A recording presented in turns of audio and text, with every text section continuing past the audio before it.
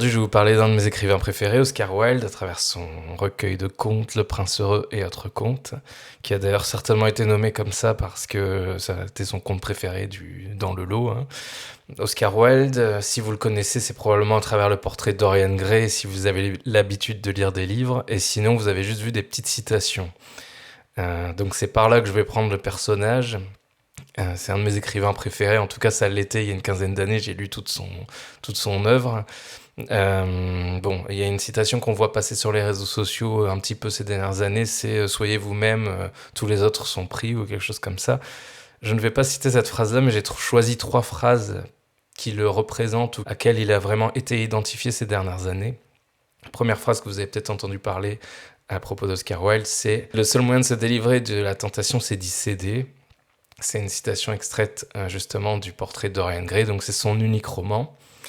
Il y a une autre citation de lui que vous connaissez peut-être, ce serait sa réponse à un douanier américain qui lui aurait demandé qu'avez-vous à déclarer, il lui aurait répondu rien excepté mon génie. Et sinon, il y a une troisième phrase au sujet de Wilde qui cette fois a été popularisée en fait par André Gide. André Gide qui a été un ami, un compagnon de voyage d'Oscar Wilde, qui n'a pas été forcément un grand allié pour sa réputation littéraire à un moment donné, puisqu'en fait, la phrase qu'il rapporte d'Oscar Wilde, c'est « J'ai mis tout mon génie dans ma vie, dans mon œuvre, je n'ai mis que mon talent ». Donc en fait, toutes ces phrases, je les aime bien parce qu'elles sont assez emblématiques du malentendu qui entoure Oscar Wilde. Bon, d'abord, la première, elle vient de son unique roman, je viens de vous le dire, qui est sorti, je crois, en 1891. J'en suis plus tout à fait sûr. Donc, c'est pas un romancier, Oscar Wilde. Déjà, première chose qu'on peut dire à son sujet, c'est pas le romancier. Le roman, c'était le genre roi au 19e siècle. Et il admirait, par exemple, notamment beaucoup Balzac, qui était vraiment l'écrivain du roman bourgeois et de la société bourgeoise. C'était pas son domaine de prédilection, déjà. Donc, première citation un peu en porte-à-faux. La deuxième, elle illustre bien le côté mondain, avec cette phrase qu'il aurait dite à un douanier américain, puisqu'en fait, il était réputé pour être vraiment un superbe causeur, parce qu'il avait fait tout un tas de conférences aux États-Unis, puis en Angleterre, je crois, dans les années 80, c'est-à-dire 1880, et sur l'esthétisme, qui parlait d'histoire de l'art, et qui donnait ses vues sur l'esthétisme, ses vues de dandy, hein. Donc il était réputé en tant que dandy, en tant que mondain. Deuxième chose. Et la troisième phrase, en fait, elle est assez emblématique d'un autre malentendu, c'est celui qui voudrait qu'Oscar Wilde, oui, ça aurait été une sorte de farceur, alors qu'en fait, à côté de cet aspect farceur, il y avait un vrai sens de l'histoire. C'était un grand raconteur d'histoire, en fait. C'était pas uniquement quelqu'un qui avait de la répartie, c'était pas un créateur d'aphorismes professionnel, si vous voulez. Donc j'ai bien aimé choisir ces 3 citations qui illustrent bien tous les malentendus qui illustrent Oscar Wilde, d'autant plus qu'elles sont vraiment très connues, hein. Pourquoi je vous parle de tout ça? C'est parce que ce recueil de contes, Le Prince heureux, autres contes, il survient à un moment de la vie d'Oscar Wilde où justement il est lassé un peu, on va dire, du malentendu qui l'entoure. Son CV est très maigre, en tant qu'auteur bien sûr. Il a publié des poèmes, il a publié 2 pièces de théâtre et il les a fait jouer. Donc il y a Vera et les Nihilistes et je crois La Duchesse de Padoue, mais elles sont, on va dire, assez médiocres venant d'un auteur de son standing, on va dire. Et sinon, il faisait aussi un travail de chroniqueur, on va dire, littéraire, mais aussi il rédigeait des articles pour donner des points de vue dans toutes sortes de revues, dont The Women's World, dont il est devenu le rédacteur en chef, je crois, en 87, et dont il s'est retiré en 1889. Donc qu'est-ce que ça donne tout ça? Ça donne un Oscar Wilde qui, à la fin des années 80, est réputé comme un mondain, créateur d'aphorismes, dandy, et émetteur d'opinion et un auteur d'assez moyenne qualité, et qui commence à peine en fait à montrer ce dont il est capable dans des récits en prose. Il commence à peine à le montrer puisqu'il commence à publier quand même quelques nouvelles justement à la fin des années 80.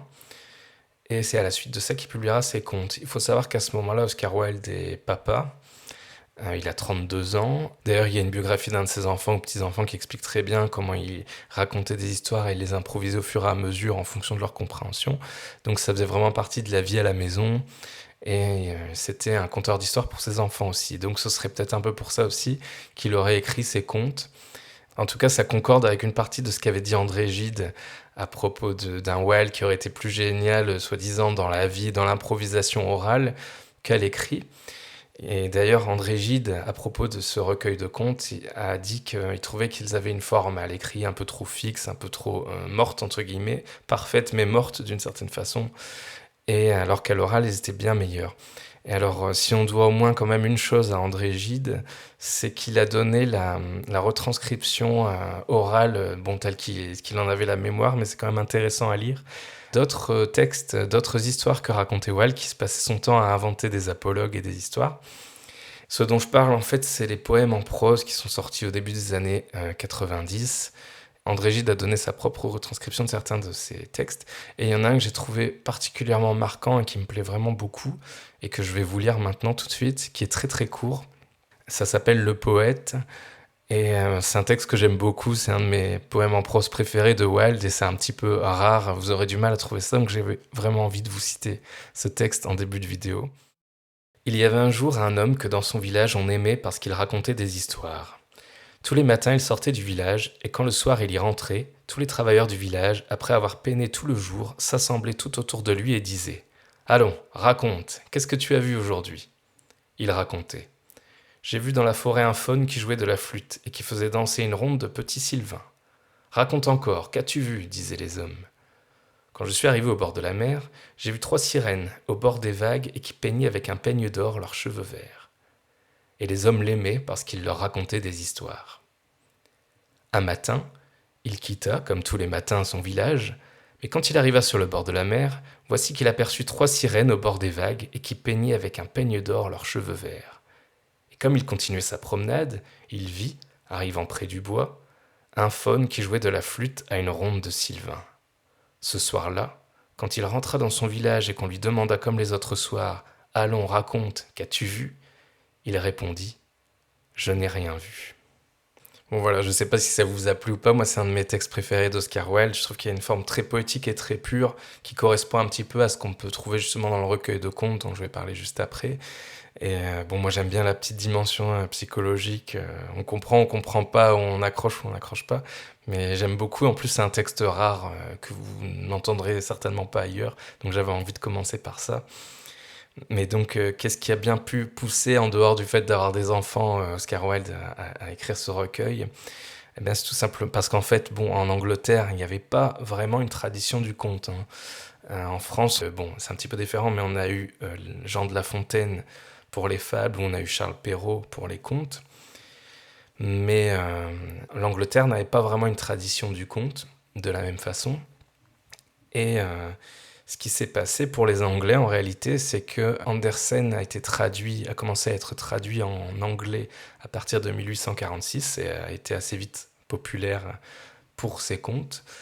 Et sa particularité, Andersen, c'était que contrairement aux travaux des frères Grimm, qui eux avaient fait une collecte des contes oraux qui étaient un petit peu dans toute l'Europe, qui avaient des formes un peu différentes dans toute l'Europe, mais il y avait des schémas qui se répétaient, si vous voulez. Si vous lisez les contes de Grimm, vous verrez que ce sont des versions cristallisées de contes oraux en fait, qui étaient un petit peu partout en Europe, qui existaient sous différentes formes. Donc c'était un travail d'historien, de collecte d'histoire, du folklore européen.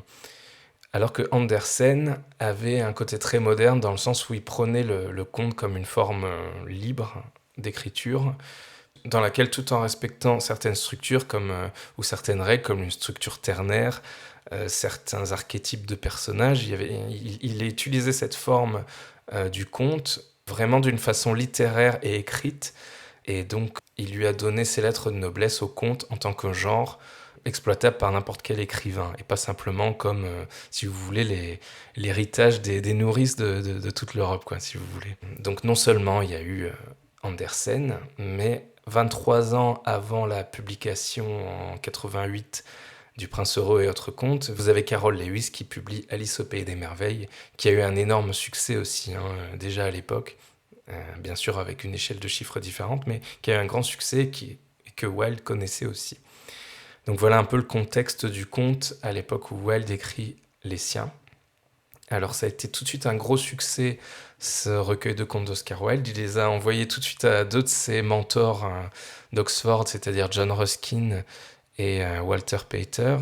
qui d'ailleurs Walter Pater lui avait envoyé une lettre très élogieuse pour dire que c'était écrit en pur anglais et qu'il avait 2 contes préférés, Le géant égoïste et soit La fusée remarquable, soit L'insigne pétard en fonction de notre traduction. Mais donc il était très heureux de ce retour de ses professeurs, en tout cas de Walter Pater. Et le public le lui a bien rendu aussi. Et c'est un succès qui est allé croissant parce que vraiment aujourd'hui c'est devenu un classique dans les écoles britanniques, quoi. Voilà, donc je vous ai fait une présentation globale. Je vais pas trop vous détailler ce recueil de contes puisqu'il est très court. Je pense que vous pouvez le lire en 1 heure. Donc ça vaut pas la peine que je vous spoil entre guillemets chaque histoire et que je rentre dans le détail puisque on va très vite à l'os, hein, ici. Mais je vais un petit peu voilà, vous brosser maintenant très vite chaque histoire. Donc vous avez d'abord Le Prince heureux. Ce qui est amusant, c'est que c'est une histoire qui existait déjà sous forme orale d'après l'un des fils de Wilde, d'où l'attachement certainement affectif de Wilde à ce conte-là en particulier. Ici, vous avez l'histoire du coup d'une statue magnifique, riche en bijoux, saphir, feuilles d'or sur le corps, etc., qui passe vraiment pour l'objet qui fait le prestige de la ville d'une certaine façon et que tout le monde révère. Et en réalité, cette statue est mélancolique, puisque elle, ce qu'elle contemple de jour en jour, c'est la misère sociale. Et toutes les petites scènes de cette misère sociale, elle voit le fossé qui sépare et les injustices qui séparent les différentes classes sociales.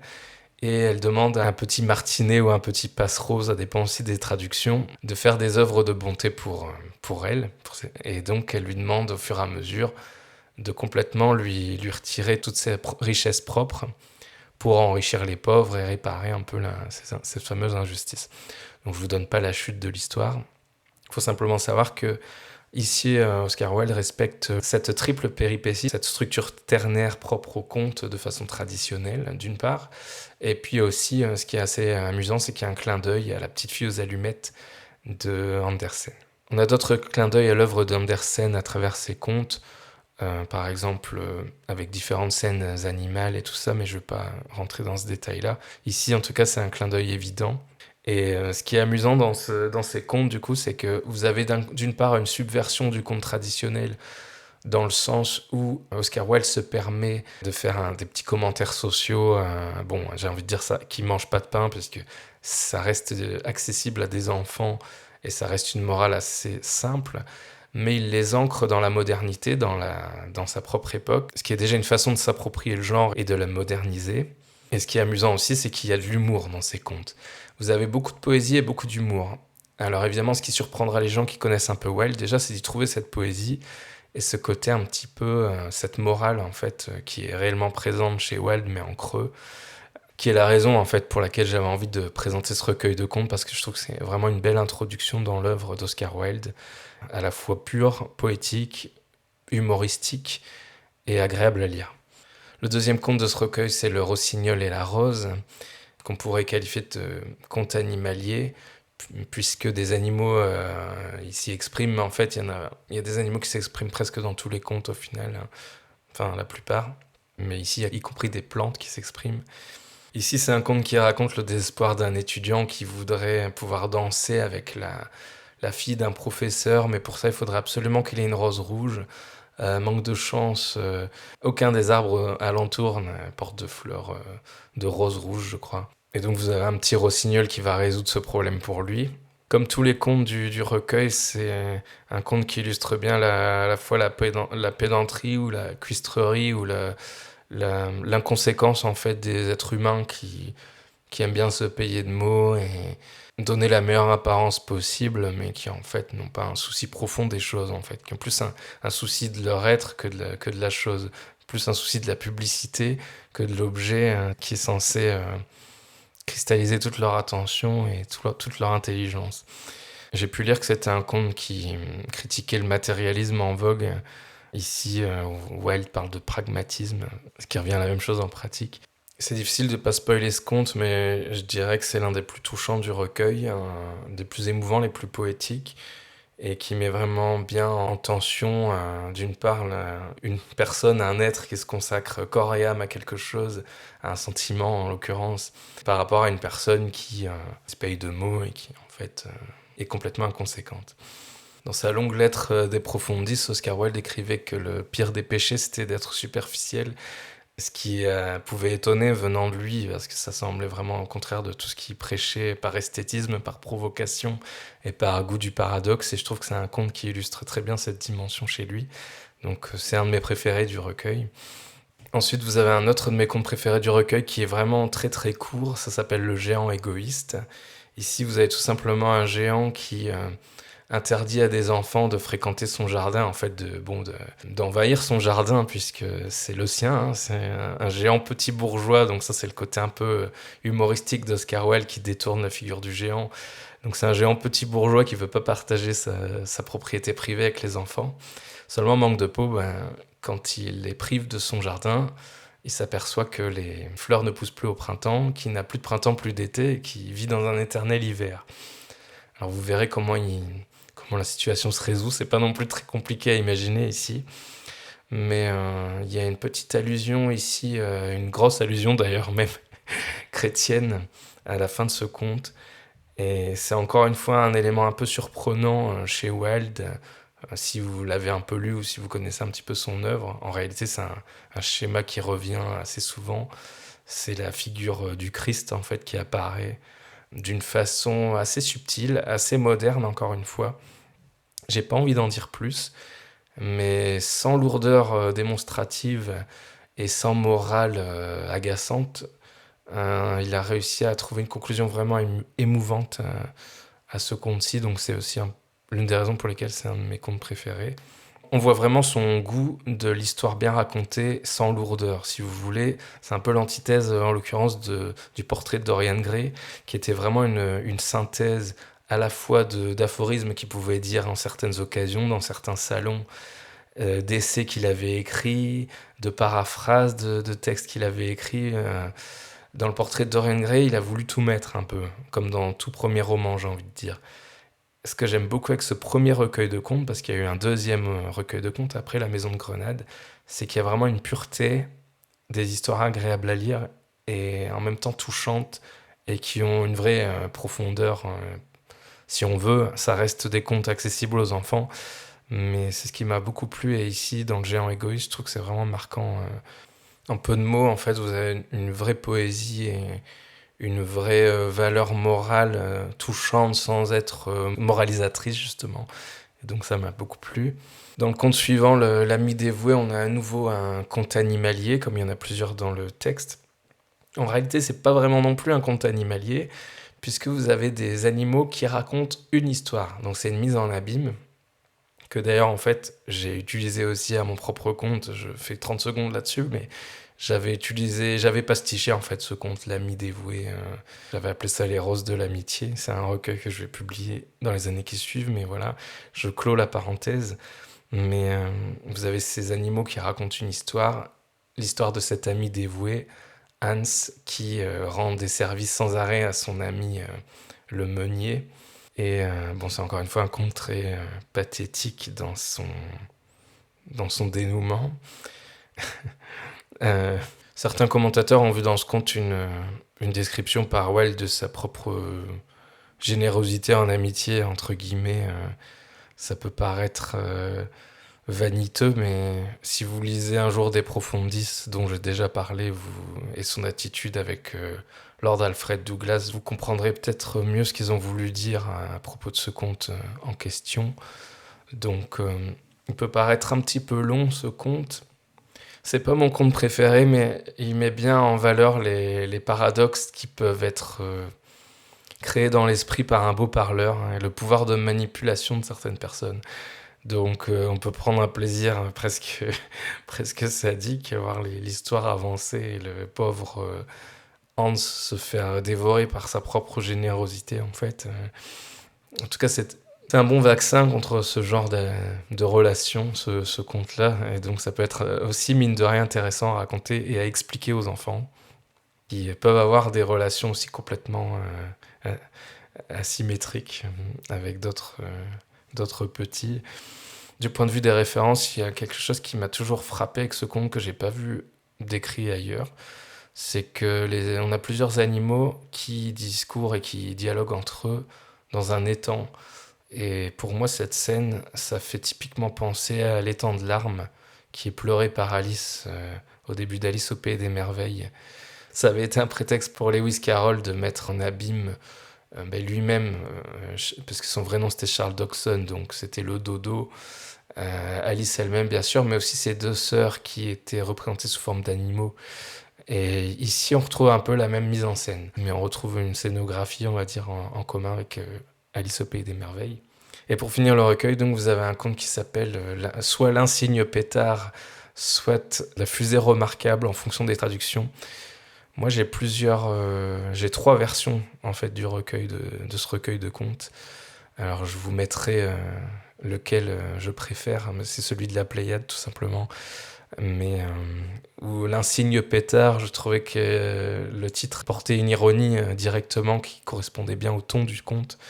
Ici, vous avez tout simplement un prince et une princesse qui se marient. Et en cette occasion, vous avez un feu d'artifice qui sera donné. Et les différentes pièces du feu d'artifice se mettent à dialoguer entre elles. Et parmi elles, vous avez qui? Mais vous avez l'insigne pétard. Donc un signe, c'est un terme littéraire pour dire remarquable, hein, effectivement. C'est un mélange entre remarquable et prestigieux, si vous voulez, un signe. Personnellement, j'ai jamais énormément aimé ce texte, puisque ça ressemble beaucoup à une farce, en fait. Et je pense qu'il faut le prendre comme une farce pour l'apprécier, ou comme une caricature. En l'occurrence, c'était une caricature de James Whistler. C'était un peintre impressionniste et un ami d'Oscar Wilde. Un ami, bien sûr, avec lequel il s'était brouillé, sinon il ne l'aurait pas caricaturé. Si vous avez l'habitude de suivre la chaîne, vous savez que j'ai l'habitude de lire un extrait. Et ici, bon, j'ai eu une plutôt bonne surprise en relisant ce texte et ça m'a amusé. Donc maintenant, je vais vous faire une petite lecture de justement l'insigne pétard pour que vous puissiez voir ce qui a pu me faire rire dans ce texte-là aussi. Donc en fait, au final, j'ai aucun texte vraiment à jeter dans ce recueil. Ça a été une bonne redécouverte pour moi, une bonne surprise. Donc je vais vous lire maintenant un extrait de ce conte. Vous êtes tous à rire et à vous esbaudir comme si le prince et la princesse ne venaient pas de se marier. Et pourquoi pas, s'exclama un petit ballon de feu. C'est une occasion des plus joyeuses, et lorsque je m'élèverai dans l'air, j'entends bien tout raconter aux étoiles, et sans omettre aucun détail. Vous verrez comme elles scintilleront lorsque je leur parlerai de la jolie mariée. Dieu, la triviale conception de l'existence que voilà, dit le pétard. Mais je m'y attendais. Vous n'avez rien en vous que creux et vide. Et quoi? Le prince et la princesse iront peut-être habiter un pays où coule un fleuve profond. Ils auront peut-être un fils unique, un petit garçon blond, aux yeux aussi violets que ceux du prince. Peut-être le petit garçon ira-t-il un jour se promener avec sa bonne, peut-être la bonne s'endormira-t-elle sous un grand sureau, et peut-être le petit garçon tombera-t-il dans le fleuve où il se noiera. Quel terrible malheur! Pauvres gens, perdre leur fils unique! C'est trop affreux, jamais je ne m'en remettrai.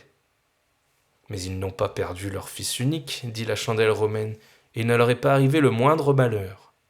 Je n'ai jamais soutenu que ce fût le cas, répliqua le pétard. J'ai dit qu'il était possible qu'ils le perdent. S'ils avaient perdu leur fils, il ne nous servira à rien de poursuivre cette discussion. Je déteste les gens qui pleurent sur le lait renversé. Mais à la pensée qu'ils pourraient perdre leur fils unique, je suis, n'en doutez point, fort affecté. Sans aucun doute, cria le feu de Bengale. Jamais je n'ai rencontré pareille affectation. Ni moi pareille grossièreté, dit le pétard. Vous êtes incapable de comprendre mon amitié pour le prince. Mais vous ne le connaissez même pas, grommela la chandelle romaine. Je n'ai jamais soutenu que ce fût le cas, répondit le pétard. J'ose dire que si je le connaissais, je n'aurais aucune amitié pour lui.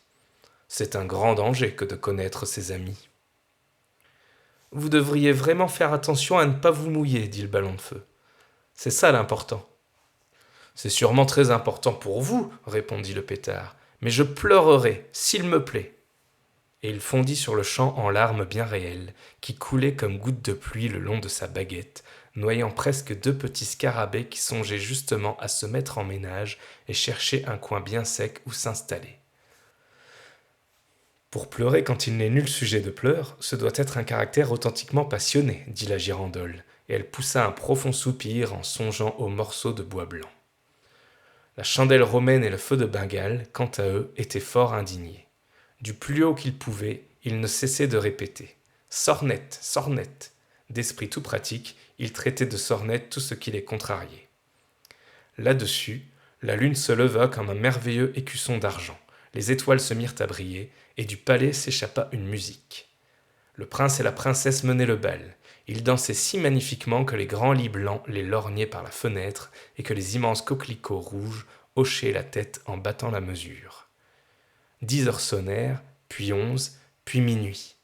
Au dernier coup de minuit, chacun sortit sur la terrasse et le roi appela l'artificier royal. « Que le feu d'artifice commence !» dit le roi. L'artificier royal s'inclina très bas et gagna majestueusement l'extrémité du jardin. Il était entouré de 6 assistants, chacun portant une torche allumée au sommet d'une longue perche. C'était, à coup sûr, un admirable spectacle. Vzz, vzz, faisait la girandole qui se tourna et retourna. Boum, boum, faisait la chandelle romaine. Les serpenteaux dansaient par toute la place et les feux de Bengale répandaient sur tout leurs lueurs écarlates.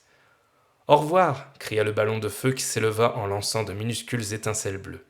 Bang, bang répondirent les marrons qui s'amusaient énormément. Tout le monde remporta un vif succès, sauf l'insigne Pétard. À force d'avoir pleuré, il était tellement trempé qu'on ne réussit même pas à le faire partir. La poudre était ce qu'il avait en lui de meilleur, mais elle était si mouillée de larmes qu'elle en devenait inutilisable. Tous ses parents pauvres, auxquels il n'adressait jamais que des mots de mépris, s'élançaient dans le ciel comme de merveilleuses fleurs dorées aux pétales de feu. « Bravo, bravo !» criait toute la cour. La petite princesse riait de plaisir. « On doit me garder en réserve pour quelque solennité, dit le pétard. Voilà l'explication, aucun doute là-dessus. Jamais il n'avait eu l'air plus arrogant. Le lendemain, les ouvriers vinrent tout remettre en ordre. « Ce sont évidemment des ambassadeurs, dit le pétard. Je vais les recevoir avec la dignité qui convient. » Il mit donc le nez au vent et entreprit de froncer les sourcils d'un air sévère, comme s'il pensait à quelque sujet de la plus haute importance. Mais ils ne prêtèrent aucune attention au pétard jusqu'au moment où, alors qu'ils étaient sur le point de partir, l'un d'entre eux l'avisa. « Tiens !» s'écria-t-il, « le méchant pétard !» Et il le jeta dans le fossé qui se trouvait derrière le mur. « Méchant pétard, répéta-t-il en fendant l'air. « Impossible ! Non, cet homme a dit important pétard. Méchant, important, cela sonne tout pareil, c'est même souvent la même chose. » Et il tomba dans la boue. Voilà, j'espère que cet extrait vous a plu. Je trouve que finalement c'est une bonne conclusion pour ce recueil, puisque bon, il y a ce côté se moquer des pédants, il y a le petit côté poétique. Je trouve que c'est un petit conte assez amusant pour terminer le recueil en fin de compte, donc ça m'a un peu plus plu que j'avais imaginé.